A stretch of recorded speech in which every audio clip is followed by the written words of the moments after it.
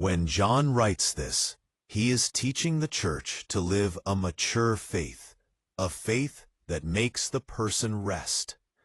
Trauma generates constant alertness. Fear generates constant defense. And living like this is terrible, right, people? But God's love generates rest. It says to your soul, "You are not alone, I am here." And when God is present, fear no longer commands your mind. This is inner healing happening from the inside out. This section provides a profound understanding of how trauma affects the human psyche and spirit.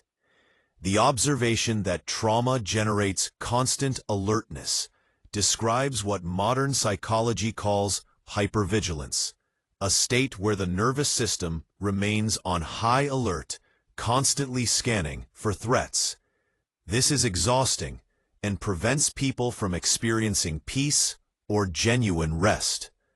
Similarly, fear generates constant defense, describes the protective mechanisms people develop after traumatic experiences. These defenses may have been necessary for survival at one time, but when they persist long after the danger has passed, they prevent healthy relationships, vulnerability, and authentic living. People become prisoners of their own protective walls. The description of this way of living as terrible validates the experience of those who suffer. It acknowledges that living in constant alertness and defense is not just uncomfortable, it is genuinely harmful and diminishing to quality of life. This validation is important because people with trauma often feel they should be able to cope better, or that their struggles are not significant enough to warrant attention. The contrast presented is powerful. While trauma and fear generate exhausting hypervigilance and defense, God's love generates rest. This rest is not passivity or denial of real dangers, but a deep internal peace that comes from knowing we are not alone. The assurance, "You are not alone, I am here," addresses one of the most fundamental fears associated with trauma. The fear of being abandoned, unprotected, or facing danger alone.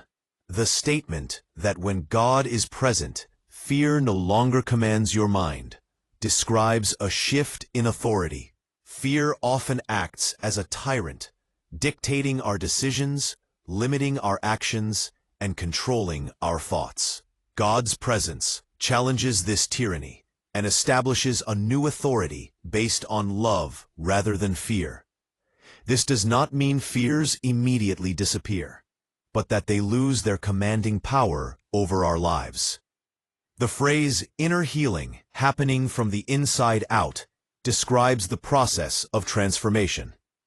Unlike external solutions that only address symptoms, God's healing works at the deepest level of our being, the spirit and soul, and then manifests outwardly in changed thoughts, emotions, and behaviors.